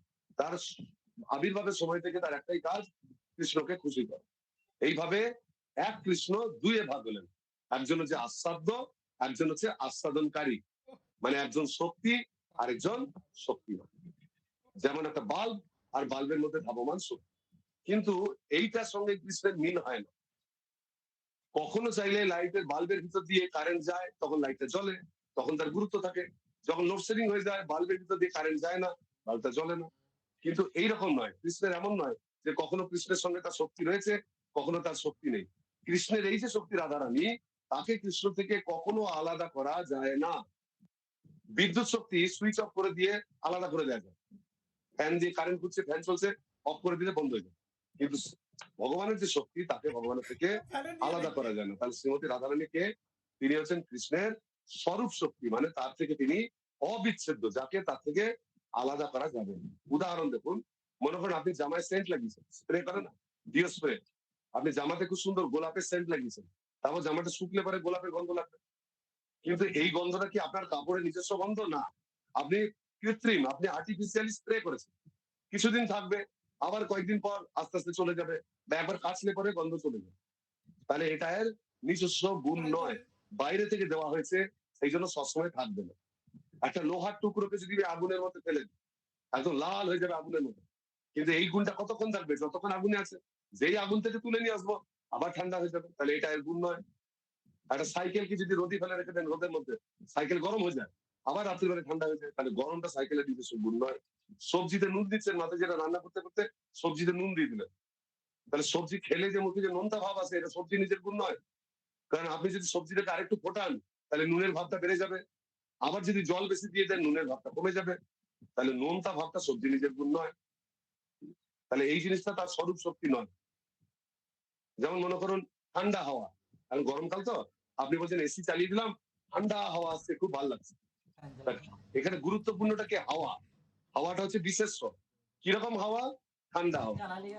বুঝতে পেরেছেন? আমরা যদি বলি এসি থেকে ঠান্ডা হাওয়া আসছে, তাহলে এসি থেকে কি আসছে? ঠান্ডা আসছে না হাওয়া আসছে? আসছে হাওয়া, এয়ার ফ্লো। কেমন এয়ার ফ্লো? তার কোয়ালিটি কেমন? না কুল। তার কোয়ালিটি হচ্ছে ঠান্ডা। তাহলে মেন হচ্ছে হাওয়াটা, তার বৈশিষ্ট্য হচ্ছে ঠান্ডা। তাহলে হাওয়াটা হচ্ছে বিশেষ্য আর ঠান্ডাটা হচ্ছে বিশেষ। এখন চাইলে আমি যদি এসিটা অফ করে দিই, তাহলে হাওয়া আসবে ফ্যান থেকে, কিন্তু ঠান্ডা আসবে না। তাহলে তার কোয়ালিটি নষ্ট হয়ে গেল, তার বৈশিষ্ট্যই চলে গেল। যেমন মনে করুন মিষ্টি জল, জলের মধ্যে চিনি গুললাম, মিষ্টি জল। তাহলে এই জল আর চিনি মিলে মিশে এক, কিন্তু এখানে গুরুত্বপূর্ণ হচ্ছে জল। তার মধ্যে চিনি আছে বলে আমার তাকে ভালো লাগছে, তাকে মিষ্টি লাগছে। তাহলে চিনি কার উপর নির্ভর করছে? জলের উপর। হাওয়াটা, ঠান্ডাটা কাকে ভর করে আসছে? হাওয়াকে ভর করে আসছে। সুগন্ধি ফুল, একটা ফুলের মধ্যে সুন্দর সেন্ট, তাই সেন্টটা কিসের মধ্যে আছে? ফুলের মধ্যে। সেন্ট হচ্ছে তার কোয়ালিটি, আর কোয়ালিটি কার উপর বেস করে আছে? ফুলটার উপর। ফুল হচ্ছে কোয়ালিটির ধারক, আর সেন্ট হচ্ছে তার কোয়ালিটি। এখন যদি তার থেকে এই কোয়ালিটি চলে যায়, কোনো ফুল থেকে গন্ধ চলে যায়, তাহলে ফুল তো থাকবে কিন্তু ফুলের কোনো গুরুত্ব থাকবে না। তো এইগুলো হচ্ছে, এইভাবে আমরা কি দেখতে পাই? যে শক্তি শক্তিমানকে আশ্রয় করে থাকে। শক্তি যদি না থাকে, শক্তিমানের কোনো ভ্যালু নেই। যেমন মনে করুন মোবাইলের ব্যাটারি, আপনি যখন চার্জ করেন 100%, তখন ব্যাটারিটার গুরুত্ব থাকে যে ব্যাটারি থেকে শক্তি পাওয়া যায়। যদি ব্যাটারির চার্জ শেষ হয়ে যায়, আপনি বলবেন ব্যাটারিটা ডেড হয়ে গেছে, কোনো কাজের নেই। পেন্সিল ব্যাটারি শেষ হয়ে গেলে আমরা ফেলে দিই, তখনও ব্যাটারিটা থাকে, তার কোনো ক্ষমতা থাকে না, কারণ তার শক্তি চলে গেছে। কিন্তু রাধারানী এইরকম শক্তি নয়। আমি কথাটা এই জন্য, এটা বোঝানোর জন্য এগুলো বলছি। যেমন একটা পেন্সিল ব্যাটারির মধ্যে এনার্জি থাকে, তাই ব্যাটারিটা আমাদের কাছে ইউজফুল, আমরা ওটাকে লাগিয়ে বাল্ব জ্বালাতে পারি, টর্চ জ্বালাতে পারি। কিন্তু যখনই দেখি এনার্জি শেষ, ব্যাটারিটা থাকে কিন্তু কোনো কাজের নেই, ইউজলেস। ঠিক সেই রকম কৃষ্ণের মধ্যে যতক্ষণ রাধারানী থাকে ততক্ষণ কৃষ্ণ অ্যাক্টিভ, যখন রাধারানী নেই কৃষ্ণ ইনঅ্যাক্টিভ, এটা হয় না। কৃষ্ণের কৃষ্ণের মধ্যে থেকে তার শক্তিকে কখনো পৃথক করাই যায় না, এটা বুঝতে হবে সবার আগে। তাই জন্য রাধারানী আর কৃষ্ণ, এদেরকে দেখে যদিও আমাদের দুই মনে হয়, তবু এরা দুজন নন, এরা দুজন একই তত্ত্ব, একসঙ্গে দুই রূপে অবস্থান করছে। অনেক সময় আমরা কোনো ফিল্মে দেখি না, কোন একজন হিরো ডবল রোল করছে, ডবল রোল, সে একবার অ্যাক্টিং করেছে আবার একটা অ্যাক্টিং করছে, কিন্তু তাকেই দুটো দেখা যাচ্ছে। ঠিক এটা একই সঙ্গে ডবল রোল। কৃষ্ণ একই সঙ্গে দুই হয়েছে, রাধা আর কৃষ্ণ, এরা দুইজন নয়। রাধা কৃষ্ণ সবসময় একত্রে, তারা কখনো পরস্পরের থেকে আলাদা নয়। এই জন্য অর্চনের সময় বলে না যে রাধা কৃষ্ণ একসঙ্গে যুগল আরতি করবে, দুজনকে একসঙ্গে, দুজন এক তত্ত্ব। তাহলে এই এক তত্ত্বের মধ্যে শক্তিকে আর শক্তিমানকে আমরা সাধারণত কি বলি? কৃষ্ণ হচ্ছে শক্তিমান, রাধারানী হচ্ছে তার শক্তি। কৃষ্ণ হচ্ছে আস্বাদনকারী, রাধারানী হচ্ছে তার আস্বাদ। কিন্তু যেহেতু তত্ত্বটা এক, তাই উল্টোটাও হতে পারে। রাধা কৃষ্ণের ক্ষেত্রে কখনো কৃষ্ণ আস্বাদ্য হতে পারে, রাধারানী আস্বাদনকারী হতে পারে। কৃষ্ণ শক্তি হতে পারে আর রাধারানী শক্তিমান হতে পারে। এরা একজন আরেকজনের মধ্যে ইন্টারচেঞ্জ করতে পারে। এটা রাধা কৃষ্ণের ক্ষেত্রে পসিবল। শুনে আপনাদের অবাক লাগে, এটা আবার কিরকম জিনিস হলো? মানে শক্তি শক্তিমান, আবার শক্তিমান শক্তি, এটা কি জগতে হয় নাকি? এটা হয় না তো। আমরা জগতে যেটা দেখিনি সেটা কল্পনা করতে পারি না, আমরা যেটা দেখেছি সেটাই ভাবি। আমরা কি দেখেছি? এই জগতে যুবক যুবতীকে দেখেছি, বয়ফ্রেন্ড গার্লফ্রেন্ড এদেরকে দেখেছি। সেই জন্য আমরা জানি যে যুবক যুবতী দুজন একসঙ্গে মিলিত হচ্ছে, এর নিজের আনন্দ পাওয়ার চাহিদা আছে, এর আলাদা ডিমান্ড, এর ডিমান্ডটা এ পূরণ করছে, এর ডিমান্ড এ পূরণ করছে, আরে মিউচুয়ালি দুজন একসঙ্গে আছে। আমরা এটুকুই বুঝি। যেহেতু এর উপরে আরো কিছু হতে পারে সেটা আমরা জানি না, সেই জন্য আমরা যখন রাধাকৃষ্ণের ছবি দেখি, রাধাকৃষ্ণের বিগ্রহ দেখি, তখন আমাদের মনে এই ধারণাই আছে যে কৃষ্ণ হচ্ছে এইরকম একজন যুবক আর রাধারানী হচ্ছেন এইরকম একজন যুবতী। আর যদি আমরা ভক্তরা সম্মান দিয়ে দেখি, তাও আমাদেরও মাঝে মাঝে এরকম মনে হয় যে কৃষ্ণ একজন যুবক, রাধারানী একজন যুবতী, চিন্ময় যুবক, চিন্ময় যুবতী। কিন্তু এই কথাটাও ভুল। কৃষ্ণ আর রাধা কোনো দুই তত্ত্বই নয়, এরা দুইজন এক তত্ত্ব। সেই জন্য রাধারানীর তত্ত্ব আমাদের জানতে হবে। আমরা যদি না জানি, আমরা তাকে বুঝতে অক্ষম হবো, আমরা বুঝতে পারবো না, আমরা কল্পনা করব। আর কল্পনা করে রাধারানীকে জানা যায় না। রাধারানী কৃষ্ণের নিজস্ব শক্তি। রাধারানীর সম্বন্ধে যখনই আমরা কল্পনা করব, তখনই তার চরণে অপরাধ হবে।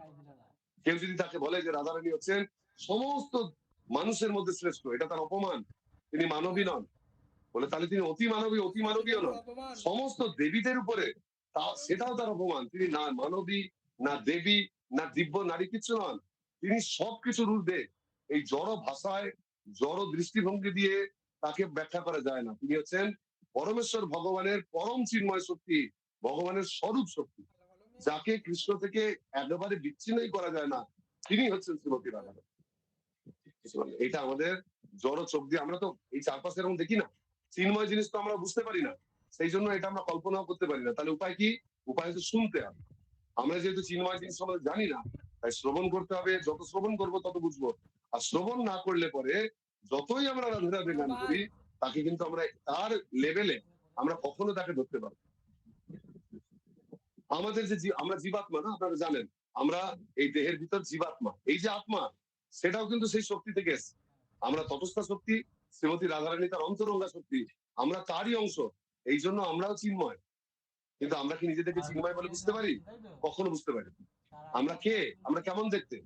লম্বা, বেটে, কালো, ফর্সা, বাঙালি, বিহারি, পাঞ্জাবি, কিছু বুঝতে পারি? মানে হ্যাঁ, সব বুঝতে পারি।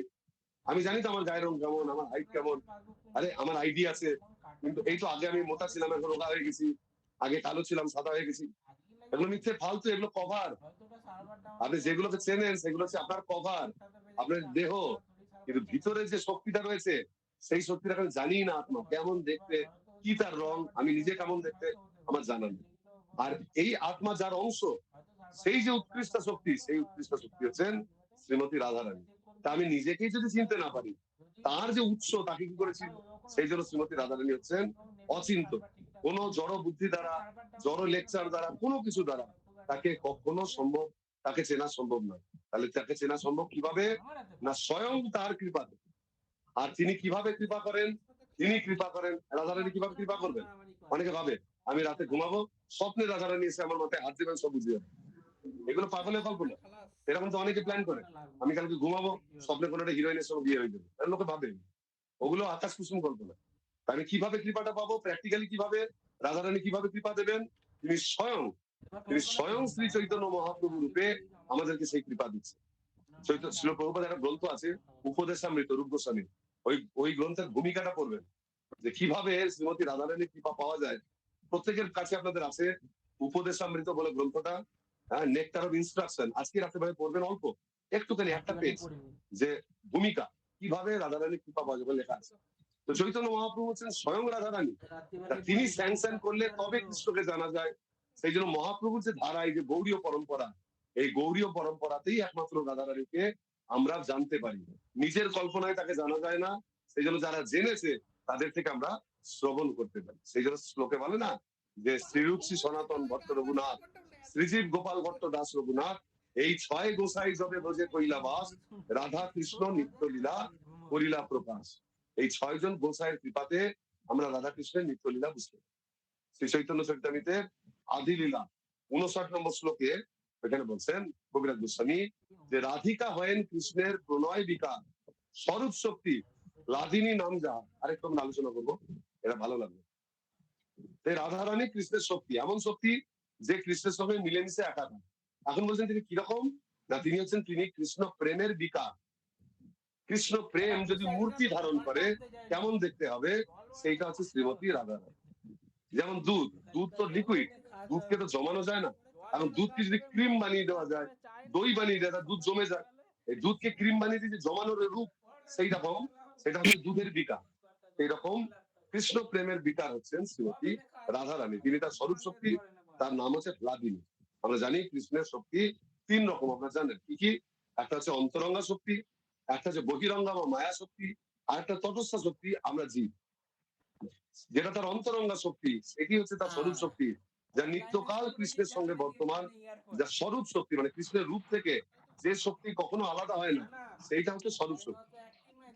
কৃষ্ণ হচ্ছেন সচ্চিদানন্দময়। আমরা এই চৈতন্য চৈতন্যতে 61 শ্লোকে বলছি যে সচ্চিদানন্দ কৃষ্ণ, সচ্চিদানন্দ পূর্ণ কৃষ্ণের স্বরূপ, একই চিৎ শক্তি, তার ঘরে 3 রূপ। তাহলে কৃষ্ণের 3টে শক্তি কি কি? অন্তরঙ্গা, বহিরঙ্গা, তটস্থ। অন্তরঙ্গা হচ্ছে তার স্বরূপ শক্তি, যে শক্তি কৃষ্ণ থেকে আলাদা করা যায় না।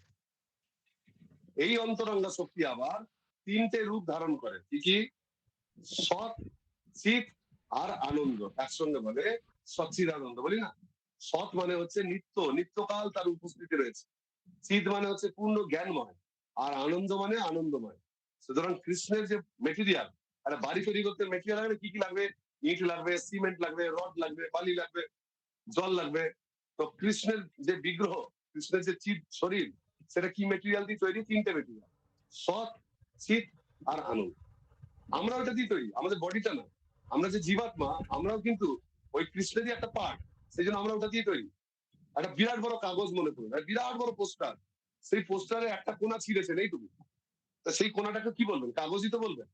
আর বিরাট বড় কাগজের টুকরোকে তো কাগজই বলবো। কাগজের টুকরো মানে তো সে অন্য কিছু নয়। একটা বিরাট বড় শাড়ি, সেই শাড়ি থেকে যদি একটা কোনো একটা রুমাল কাটেন, তো শাড়ির টুকরোটা তো কাপড়ই, বড় কাপড়ের টুকরো, ছোট কাপড়। বিরাট বড় সমুদ্র থেকে যদি এক এক গন্ডুস জল তুলে খেয়ে দেখেন কেমন খেতে, একই টেস্ট, সমুদ্রের যা টেস্ট তার টেস্ট। ঠিক সেই রকম ভগবান যেহেতু সচ্চিদানন্দময়, সমস্ত প্রাণী সচ্চিদানন্দময়, সবার মধ্যে সেটা আছে। কি করে বুঝবেন? প্রত্যেকটা প্রাণী, মানুষ সমেত, আপনারা নিজেদেরকে ভেবে দেখুন। আমরা সারাদিনে যা কাজ করি, আমাদের তিনটে ডিমান্ড থাকে, তিনটে লক্ষ্য থাকে। কি কি? বুভুক্ষা, জিজিবিসা আর জিজ্ঞাসা। ভালো করে জেনে রাখুন। যে কোনো জড়জগতে বদ্ধ জীব সারাদিন যা কাজ করে, তার যে ডিমান্ড থাকে, কেন কাজটা করে? কিছু পাওয়ার জন্য। তিনটে কারণে মানুষ কাজ করে। কি কি? বুভুক্ষা, জিজিবিসা আর জিজ্ঞাসা। আমি ব্যাখ্যা করে বলছি, সংস্কৃত কথা। বুভুক্ষা মানে হচ্ছে ভোগের বাসনা, ভোগ করার ইচ্ছা। ভোগ করতে চায় না মানুষ? ভালো খাবো, ভালো দেখবো, নিজেকে ভালো দেখাবো, লোকে আমার নাম করবে, এই যে উপভোগ করা, ভালো শুনবো, ভালো আহার করবো, ভালো ঘুমাবো, আরাম উপভোগ করা, এটা হচ্ছে বুভুক্ষা, ভোগের ইচ্ছা। তো মানুষ কি জন্য বাঁচে? অনেকে মনে করে মানুষ শুধু ভোগ করার জন্যই বাঁচে। না, শুধু ভোগ করার জন্য নয়, আরো একটা কারণ আছে। কি কারণ? জিজিবিসা। জিজিবিসা মানে বেঁচে থাকার ইচ্ছা। মানুষের মধ্যে আরো একটা টেন্ডেন্সি আছে, সে চিরকাল বেঁচে থাকতে চায়। দেখবেন, আর 80 বছরে, 85 বছরের বুড়ো হাসপাতালে ভর্তি, বড় বড় অবস্থা, তো তবু সে ডাক্তারকে বলছে, ডাক্তার চিন্তা নাই, যা যা অপারেশন করার করুন, এটা চেঞ্জ করুন, ওইটা চেঞ্জ করুন, হার্ট সার্জারি করুন, আমাকে আরো 4-5 বছর বাঁচান। কেউ মরতে চায় না, সবাই অমর হতে চায়। পারে না সেটা আলাদা গল্প, কিন্তু সবাই অমর হতে চায়। এটা হচ্ছে জিজিবিসা। আমরা চাই যতটা সম্ভব বেশি বেঁচে থাকবো, তাহলে বাঁচার জন্যও বাঁচি, আর ভোগের জন্যও বাঁচি। আর 3 নম্বর কি? জিজ্ঞাসা। যদি আমার লাইফটা খুব ভালো থাকে, যদি আমি ভালো উপভোগ করি, তাহলে আমরা স্যাটিসফাইড হতে পারি না। আমাদের মাথায় অনেক কিছু চলে, এইটা কি, ওইটা কি, এই লোকটা এই জামাটা কেন পরেছে, কোথা থেকে কিনলো, কত দাম। দেখবেন মন্দিরে সে লোকের কত প্রশ্ন, ভক্তি ছাড়াও কত প্রশ্ন। মাতাজি কোথায় বেড়াতে গেছিলেন, ছবি দেখলাম, হেনা দেনা, কত রকম। এইটা আছে জিজ্ঞাসা। এই তিনটে জিনিস আমাদের সবার মধ্যে আছে। এই বুভুক্ষাটাই হচ্ছে আনন্দের প্রকাশ, জিজিবিসাটা হচ্ছে সদ্গুণের প্রকাশ, আর জিজ্ঞাসাটা হচ্ছে চিৎ গুণের প্রকাশ। এই সৎ, চিৎ আর আনন্দ, নিত্যকাল বাঁচবো, সবকিছু জানবো, আর অনেক আনন্দ পাবো। এই তিনটে মিলে হচ্ছে সচ্চিদ আনন্দ। এই তিনটে হচ্ছে কৃষ্ণের স্বরূপ শক্তির প্রকাশ, শ্রীমতী রাধারানীর প্রকাশ, যেটা আমাদের মধ্যে কণা পরিমাণে রয়েছে। আর এই তিনটের মধ্যে, তিনটেকে কিন্তু তিনটে থেকে কখনো আলাদা করা যায় না। কোনো এমন মানুষ পাবেন না যার মধ্যে খালি সৎ আছে, চিদ আর আনন্দ নেই, বা সৎ আর আনন্দ আছে, চিদ নেই। এটা হয় না। এই তিনটে গুণ, তিনটেই তিনজনের সঙ্গে মিশে সবার মধ্যে থাকে। এই তিনটেই তিনজনের মধ্যে থাকে, আর পার্সেন্টেজ কম বেশি আছে। কারোর ক্ষেত্রে তো সতের পার্সেন্টেজ বেশি, চিৎ কম, আনন্দ কম, কারো আনন্দ বেশি। কিন্তু এই তিনটে ছাড়া না জীব, না ভগবান, না শক্তি, কিচ্ছু হয় না। এই সমস্ত জগতের আধার হচ্ছে এই তিনটে শক্তি, সৎ, চিৎ আর আনন্দ। মানে সৎ মানে হচ্ছে আধার শক্তি, যাকে বলা হয় সন্ধিনী। চিৎ মানে হচ্ছে আত্মবিদ্যা বা সম্বিত শক্তি, আর আনন্দ হচ্ছে হ্লাদিনী শক্তি। সৎ মানে হচ্ছে আধার।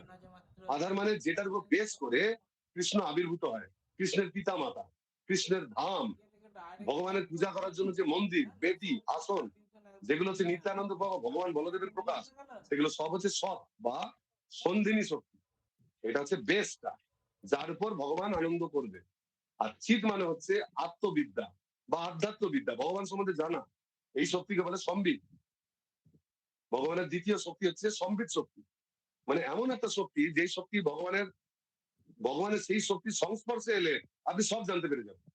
ভগবান নিজে যেমন সব জানে, তো ভগবানের এই শক্তির কৃপাতে আমরাও ভগবানের সম্বন্ধে সব জানতে পারি। ভগবান বলেছেন ভগবত গীতায় যে ভক্ত্যা মাম অভিজানাত, একমাত্র ভক্ত আমাকে জানতে পারে। তো কিভাবে জানতে পারে? কারণ ভক্ত শ্রীমতী রাধারানীর কৃপাতে ভক্তি করে। ভক্তির মূর্তমন্ত্রী রূপী হচ্ছে রাধারানী। তাই তার কৃপাতে, তিনি তো শক্তি, তার কৃপাতে আমরা চিৎ শক্তি লাভ করি, তার ফলে ভগবানকে জানি। আর 3 নম্বর শক্তির নাম হচ্ছে আনন্দ শক্তি বা লাদিনী শক্তি। সেটা কিরকম শক্তি? না পূর্ণ আনন্দময়। ভগবান নিজে টপ ক্লাসের আনন্দ উপভোগ করেন, আর তার কাছে যে আছে, তার সাইডেও যে চলে আসে, তার প্রভাবে সেই ব্যক্তিও পূর্ণ আনন্দ উপভোগ করেন। এইটা যেমন ইলেকট্রিক শক, দেখবেন কোনো মানুষ ইলেকট্রিক দাঁত ধরে নিচে নিয়ে শক খাচ্ছে, কাঁপছে, তখন আরেকটা মানুষ যদি তাকে ধরে, তো সেও শক খাবে। সেই রকম ভগবান হচ্ছে পূর্ণ আনন্দময়, আর যে ব্যক্তি তার সংস্পর্শে আসবে, সেই শক্তির কৃপাতে সেই ব্যক্তিও পূর্ণ আনন্দময়। যেমন সূর্যের রোদের মধ্যে তাপ থাকে, আর রোদের মধ্যে আপনি যাকে ফেলে রাখবেন, সেই জিনিসটাই গরম হয়ে যাবে। সেই রকম ভগবানের এই যে লাদিনী শক্তি, এই লাদিনী শক্তির আনুগত্যে যে আসবে, ভগবান নিজের লাদিনী শক্তির আনুগত্যে আনন্দ করে, আর সেই লাদিনী শক্তির আন্ডারে যে আসে, সেই আনন্দ উপভোগ করে। আর এই লাদিনী শক্তি হচ্ছেন শ্রীমতী রাধারানীর সবচেয়ে বড় প্রকাশ। এই যে 3টে গুণ বললাম, সন্ধিনী শক্তি বা সৎ, সম্বিত শক্তি বা চিত, আর লাদিনী শক্তি বা আনন্দ, এই 3টের মধ্যে লাদিনী হচ্ছে বেস্ট। আমরা যে তিনটে শব্দ ধরি, 1 2 3 বলি না, 3টে যদি 3টে নাম্বার দিই, একটা হচ্ছে 1 টাকা, একটা 2 টাকা, একটা 3 টাকা, 1 2 3। এই 3টে কিন্তু জাস্ট 3টে ডিজিট নয়, এই 3টে ডিজিট সমান নয়, 1-এর থেকে 2 বড়, কারণ 2-এর মধ্যে 1 আছে, তাই না? 1-এর থেকে 2 বড়, 2-এর মধ্যে দুটো 1 আছে, আর 3 আর তার চেয়ে বড়, কারণ 3-এর মধ্যে 2ও আছে, আবার 1ও আছে। বুঝতে পেরেছেন? 3 টাকার মধ্যে 2 টাকাও আছে, 1 টাকা। সেই রকম সবচেয়ে নিচে হচ্ছে সন্ধিনী শক্তি। সম্বিত শক্তির মধ্যে সন্ধিনী আর সম্বিত দুটোই আছে, আর লাদিনী শক্তির মধ্যে 3টেই আছে। আর এই লাদিনী শক্তির মূর্ত প্রতীক হচ্ছেন শ্রীমতী রাধারানী। স্বয়ং পরমেশ্বর ভগবান এই লাদিনী শক্তিকে আশ্রয় করে আনন্দ উপভোগ করেন। আর সেই লাদিনী শক্তির আনুগত্যে যে জীব আছে, সে ওই লাদিনী শক্তির কৃপাতে ভগবানের সেবা নিবেদন করে, কৃষ্ণের প্রীতি বিধান করে, সে নিজেও পরম আনন্দ লাভ করে। সেই জন্য আমরা যদি আনন্দ পেতে চাই, আনন্দের একটা পার্ট আমাদের মধ্যে আছে। আমরা সৎ, চিত, আনন্দ আমরাও, কিন্তু এই আনন্দের পার্টটা দিয়ে আনন্দ পেতে গেলে, আনন্দের যে অধিষ্ঠাত্রী দেবী, তার আনুগত্যে আসতে হবে, তবে আনন্দ পাবে। শ্রীমতী রাধারানীর আনুগত্যে আসতে হবে। যেমন আপনার বাড়িতে ইলেকট্রিকের ওয়্যারিং করেছেন, সুইচ লাগিয়েছেন, লাইট লাগিয়েছেন, সব লাগিয়েছেন, কিন্তু ইলেকট্রিকটা পাওয়ার জন্য আপনাকে কিন্তু ইলেকট্রিক দপ্তরে যোগাযোগ করতে হবে। আপনি যদি ইলেকট্রিক পাওয়ার জন্য জলের দপ্তরে চলে যান, তাহলে হবে না। ইলেকট্রিক পাওয়ার জন্য মোবাইলের অফিসে গেলে হবে না, ইলেকট্রিক অফিসে যেতে হবে, তাদের টার্মস এন্ড কন্ডিশন ফুলফিল করে কানেকশন নিতে হবে, তাহলে সেই কারেন্ট আপনার বাড়িতেও আসবে, আপনি সেই আনন্দ উপভোগ করবেন। সেই রকম যদি আমরা আনন্দ পেতে চাই প্রকৃত, তাহলে শ্রীমতী রাধারানীর আনুগত্যে যেতে হবে। আর তার ইলেকট্রিক বিল যেমন দিতে হয়, তো রাধারানীর বিল আছে, সেটা কি? কৃষ্ণের সন্তুষ্টি বিধান। কৃষ্ণের সন্তুষ্টি বিধান করা তার একমাত্র কাজ, যে আমি যতটা কারেন্ট তোমাকে দেব, যা শক্তি দেব, পূর্ণ শক্তি দিয়ে তুমি কেবল কৃষ্ণের সেবা করবে। তা আমরা যদি আমাদের সমস্ত শক্তি, সমস্ত বল, সবকিছু দিয়ে যদি কৃষ্ণের সেবা করি, যদি রাধা কৃষ্ণের আনন্দ বিধান করি, আর একটু আগে বললাম রাধা কৃষ্ণ দুজনে এক, তাহলে এই যুগলের যদি আমরা আরাধনা করি, তাহলে আমাদের সমস্ত শক্তিটাই হয়ে যাবে লাদিনী শক্তি, এবং আমরা আনন্দ লাভ করবো। আর যদি তা না করি, তাহলে আমরা কি করব? না আমাদের শক্তি দিয়ে আমরা কৃষ্ণের পরিবর্তে নিজের আনন্দ বিধান করব। যেই এটা করতে যাব, তখন ওই লাদিনী শক্তি বিকৃত হয়ে যাবে, উল্টো হয়ে যাবে। তখন সেই লাদিনী শক্তি আমাদের কাছে হয়ে যাবে মহামায়া, ত্রিশূলধারিণী মহামায়া। তখন যে শক্তির দ্বারা আমরা আনন্দ পেতাম, সেই শক্তি আমাদেরকে আদি আত্মিক, আদি দৈবিক, আদি ভৌতিক ক্লেশে জর্জরিত করে। সেই জন্য আজকে আমাদের কনক্লুশন হচ্ছে, শ্রীমতী রাধারানী আর শ্রীকৃষ্ণ তারা এক বস্তু। আলাদা কেন হয়েছেন? না তিনি নিজেই নিজে টেস্ট হতেও চান, টেস্ট করতেও চান, সেই জন্য নিজে 1 থেকে 2 হয়েছেন। তবে একজন একজনকে টেস্ট করছেন। আর এই টেস্ট করার জন্য 3টে ভাগ হয়েছে, তার সৎ, চিত, আনন্দ। সতে বেশ তৈরি হয়, চিতে পূর্ণ জ্ঞান, আর তিনি আনন্দ দিয়ে তাকে উপভোগ করেন। তাই রাধা আর কৃষ্ণ এক তত্ত্ব, এরা দুজন আলাদা কিছু নয়। তো আজকের পাঠে আমরা এতটুকু আলোচনা করলাম। আগামীকাল আবার ঠিক যথাসময়ে, আজকে একটু কীর্তন হয়েছে, আগামীকাল 7:20 থেকে 7:30 পর্যন্ত কীর্তন হবে, আপনারা শ্রবণ করবেন।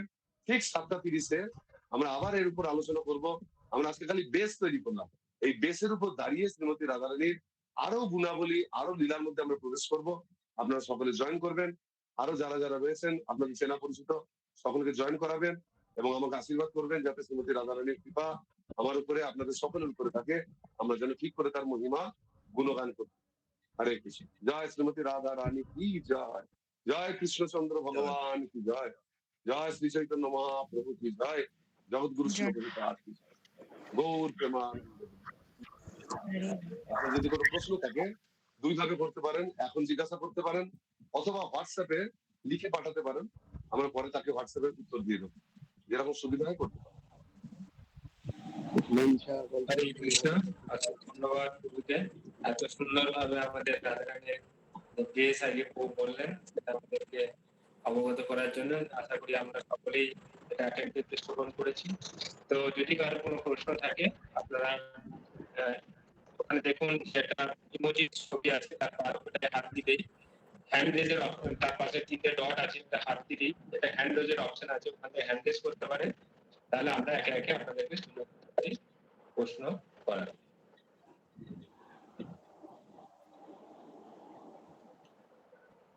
প্রথমে আগে আপনারা হ্যান্ড লো করে দিন, তাহলে আমরা বুঝতে পারবো কে কে হ্যান্ড রেজ করছেন।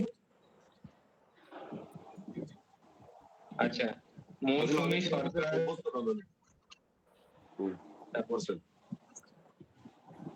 ঠিক আছে, বলুন বলুন। হরে কৃষ্ণ প্রভু প্রণাম নেবেন। বলছি যে সর্বস্বামী প্রণাম মন্ত্র কি একটু যদি বলেন, আমি জানি না তাই জানতে চাইছি। সর্বস্বামী প্রণাম মন্ত্র হ্যাঁ, দেখতে বলছেন? সর্বস্বামী প্রণাম মন্ত্র শ্রীনিবাস আচার্য একসঙ্গে 6 জনের প্রণাম মন্ত্র লিখেছেন, তাকে বলে সর্বস্বামী অষ্টকম। আপনি একটা গ্রন্থ পাওয়া যায়, সেটা হচ্ছে ভক্তিগীতি সঞ্চয়ন, ওর মধ্যে পাবেন। আমি একটা লাইন বলছি, কৃষ্ণ কীর্তন গান নর্তন করৌ প্রেমামৃতাম্ভু নিধি ধীরা ধীর জন প্রিয় প্রিয় করৌ নির্মৎসরৌ পূজিত শ্রী চৈতন্য কৃপা ভরৌ ভুবি রূপৌ হারা বহন্তার কৌ বন্দে রূপ সনাতন রঘুযুগৌ শ্রীজীব গোপাল কৌ। এই একটা শ্লোকে এই 6 জনের প্রণাম করা হলো। এইরকম 8টা শ্লোক আছে, একে বলা হয় সরগোস্বামীর অষ্টকম। ঠিক আছে, আমি অষ্টকম বললে আপনি মনে রাখতে পারবেন না, এই নামটা মনে রাখুন, সরগোস্বামী অষ্টকম। আজকাল তো নেটেও পাওয়া যায়, আপনি ফেসবুকে লিখলেও পেয়ে যাবেন, অথবা আমাদের মন্দির থেকে সরগোস্বামী অষ্টকম একটা মানে নাম হতো পরিচয় বোধহয় নেই, একবার দেখবেন খুঁজে আছে কিনা, না হলে পরে বলবেন মন্দির থেকে, আমরা কোথাও পেলে আপনাকে দিয়ে দেবো। আচ্ছা ঠিক আছে প্রভু। বলছি নাম নাম হচ্ছে বই মনে হয় আছে, তাই না প্রভু? একবার দেখবেন সূচিপত্র, আমার মনে নেই আছে কিনা, যদি মানে থাকে নাম- ভালো, না থাকলে আরো একটা বড় কীর্তনের বই হয়, তার নাম হচ্ছে ভক্তিগীতি সঞ্চয়ন। তাহলে পুরো ওদের নাম হচ্ছে পুরো পরিচয় আছে। পুরো অষ্টকমটাই বলতে হবে প্রভু। আপনি প্রত্যেকদিন পূজা করার সময় যদি বলতে না পারেন, একটা বলবেন, একটা বলবেন, ফাঁকা সময় বলবেন বসে বসে। পূজার সময় যে সব বলতে হবে এমন কোনো ব্যাপার নেই, সময় নাও করতে পারে, পরে বলবেন। ঠিক আছে প্রভু। ঠিক আছে। Okay.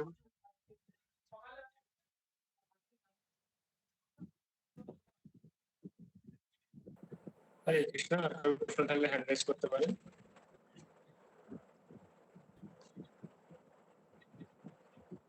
ঠিক আছে, যদি প্রশ্ন না থাকে আচ্ছা, তাহলে আপনারা পরে যদি কোনো প্রশ্ন মনে হয় আছে। প্রভু সুদীপ প্রভু হ্যান্ড রেজ করেছেন। বলুন। সুদীপ প্রভু। হরে কৃষ্ণ। হরে কৃষ্ণ।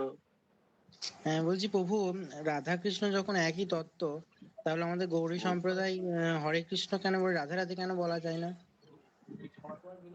এটা আমরা পরে আসছি, যে ওই একই তার একটা কথা আজকে আমরা বলেছি, বলা যায় না তা নয়, কিন্তু এটা অনধিকার চর্চা হয়ে যায়। ব্যাপারটা হচ্ছে যে আমরা রাধারানীর তত্ত্বটা বুঝতেই পারি না। যারা রাধা রাধে বলতে চায় তারা রাধারানীর তত্ত্বটা বোঝে না, না বুঝে আমরা বড়জন কি বুঝি, যে রাধারানী একজন যুবতী, কৃষ্ণ একজন যুবক, কৃষ্ণ ভগবান আর রাধারানী তার শক্তি, তিনি তাকে আনন্দ দান করছেন, এর বেশি আমরা উপলব্ধি করতে পারি না, কারণ এটা হচ্ছে অচিন্ত। আমাদের ব্রেনে যার ক্যাপাসিটি, একটা ফোনে যদি 64 জিবি তার মানে ম্যাক্সিমাম তার এক্সপান্ডেবল যদি তার সাইজ হয়, তাকে 128 জিবি তার মধ্যে ভরা যাবে না। এই ব্রেনে শ্রীমতী রাধারানীর যে মেন তত্ত্বটা বোঝা যায় না, সেই জন্য মহাপ্রভু যেটা বলছেন, রাধারানী তো আমরা নই, স্বয়ং মহাপ্রভু রাধারানী। তো চৈতন্য মহাপ্রভু প্রকাশ্যে কোথাও শ্রীমতী রাধারানীর এইভাবে গুণগান করেন। প্রভু রাধারানীর কথা যখন বলেছেন, আলোচনা করেছেন, নিজেরা মিলে নিবৃত্ত এমনকি শ্রীমদ ভাগবত সুখদেব গোস্বামী সবার সামনে, যেহেতু সেইখানে অনেক জ্ঞানী ছিলেন, অনেক অনেক কর্মী ছিল, অনেক যাজ্ঞিক ব্রাহ্মণ ছিল, তো সবার সামনে তিনি তাদের নাম করেন। আর একটা প্র্যাকটিক্যাল উদাহরণ, যারা শ্রীমতী রাধারানীর নাম 24 ঘন্টা করছেন, তারা কেন করছেন? আমরা যখন কারুর নাম ধরে ডাকি, কেন ডাকি, কি জন্য? হয় তাকে কিছু দেওয়ার জন্য, কিংবা তাকে পাওয়ার জন্য। আমরা মহামন্ত্র উচ্চারিত উদ্ধারের জন্য। তা দেখবেন অনেক মানুষই রাধে রাধে জপ করছে, তিনি রাধারানীর কাছে প্রার্থনা করছে, জড় জিনিস প্রার্থনা করছে, যে মা রাধারানী আমাকে এটা দিন, আমাকে ওইটা দিন, আমাকে সেইটা দিন, আমার এটা যেন ঠিক হয়ে যায়, আমার মেয়েটা যেন পরীক্ষায় পাস করে যায়। রাধারানী এই সব থেকে একদম অ্যালুফ। রাধারানীর জীবনের একটাই উদ্দেশ্য, একটাই লক্ষ্য, কৃষ্ণকে আনন্দ বিধান করা। তা আমরা তখনই রাধারানীর নাম করতে পারি যদি আমার জীবনের একমাত্র উদ্দেশ্য কেবল কৃষ্ণ প্রেম, কৃষ্ণকে আনন্দ বিধান, তাছাড়া কোনো সেকেন্ডারি অপশন যদি না থাকে, তাহলে রাধারানীকে ডাকতে পারি। কিন্তু আমরা রাধারানীকে ডেকে তার থেকে যে এনার্জিটা নেবো, তার যদি মেজর জিনিসটা যদি ভগবানের সেবাতেও দিই, তাহলেও তার 1% আমি নিজের জন্য ব্যবহার করছি। এটা শ্রীমতী রাধারানীর ক্ষেত্রে কি হয়ে যায়? অপরাধ হয়ে যায়। সেই জন্য হরে নামটা হচ্ছে ভগবানের মূল নাম। মানে শ্রীমতী রাধারানীর যে সংজ্ঞা, তাকে এই নামেই ডাকা হয়। এবং স্বয়ং চৈতন্য মহাপ্রভু তিনি এই মহামন্ত্র জপ করে শ্রীমতী রাধারানীকে উপলব্ধি করেছেন। যে আমাদের যে নরোত্তম দাস ঠাকুর, যাদেরকে আপনারা পাবেন শ্যামানন্দ, যিনি বৃন্দাবনের ঝাড় দিতে গিয়ে রাধারানীর চরণের নুপুর খুঁজে পেয়েছিলেন, স্বয়ং রাধারানী হাতে অর্পণ করেছিলেন। তারাও সর গোস্বামী, যারা রাধারানীর নিজস্ব আহ মঞ্জরি ছিলেন, তারাও এই মহামন্ত্র কীর্তনের মাধ্যমে শ্রীমতী রাধারানীকে দর্শন করেছে। রঘুনাথ দাস গোস্বামী শ্রীমতী রাধারানী নিজে যার মাথায় তার আঁচল পেতেছিলেন যাতে রোদ না লাগে, তিনিও এই 24 ঘন্টা মহামন্ত্র কীর্তনের মাধ্যমেই রাধারানীকে পেতেন। তো রাধারানীকে পাওয়ার উপায় হচ্ছে, রাধাকৃষ্ণের যুগল সেবা পাওয়ার উপায় হচ্ছে এই হরে কৃষ্ণ মহামন্ত্র। এটা প্রদত্ত, শাস্ত্রে বর্ণিত। সেই জন্য আমার এইটাই জপ করা আছে। আমি শ্রীমতী রাধারানীর নাম করতে পারি, নাম শুনতে পারি, কিন্তু এটা জপের জন্য কোনো গৌড়ীয় তত্ত্বে কোনো বিধান নেই। আর যারা বিধান দিচ্ছে, আমি বলছি না যে যে অন্য সম্প্রদায় যে বিধানও দিচ্ছে, সেই সম্প্রদায় রাধারানী কোথা থেকে এসছে এখন আমরা সেটা জানি না, আমরা একজন ব্যক্তিকে দেখছি। সেই সম্প্রদায় পিছন দিকে যেতে থাকুন, দেখবেন গোপাল ভট্ট গোস্বামী থেকে সেই সম্প্রদায় এসছে, এবং সেটা বিকৃত হয়ে গিয়ে আর তিনি গুরুদেব যেটা দিয়েছিলেন সেই মন্ত্র না জপ করে তার অন্য মন্ত্র জপ করছে। যাই হোক, আমরা সেটা যেতে চাই না। মূল জিনিস হচ্ছে আমরা যখন যে অবস্থায় আছি সেই মর্যাদায় যদি আমরা থাকি, তাহলে আমাদের জন্য এটা ভালো। যতক্ষণ না আমরা কারোর ঘরের লোক হচ্ছি, ততক্ষণ তাদেরকে আমাকে সম্মান দিয়ে ডাকতে হয়। যখন আমার মুক্তি হয়ে যাচ্ছে, আমি স্বরূপ সিদ্ধ হয়ে যাচ্ছি, তখন আমি তাদের দলের লোক হয়ে যাচ্ছি, তখন আমি তাকে তুই তোকারি করেও ডাকতে পারি। এটা ঠিক সেই রকম প্রাথমিক স্তরে আমাদের মহামন্ত্র কীর্তন করাই ভালো। ঠিক আছে, আশা করি আর কারো কোনো কোশ্চেন নেই। যদি থাকে আপনারা হোয়াটসঅ্যাপে দিন, আমরা পরে উত্তর দেওয়ার চেষ্টা করব। আর কালকে ঠিক 7:30 থেকে আমরা শুরু করতে পারবো। হরে কৃষ্ণ।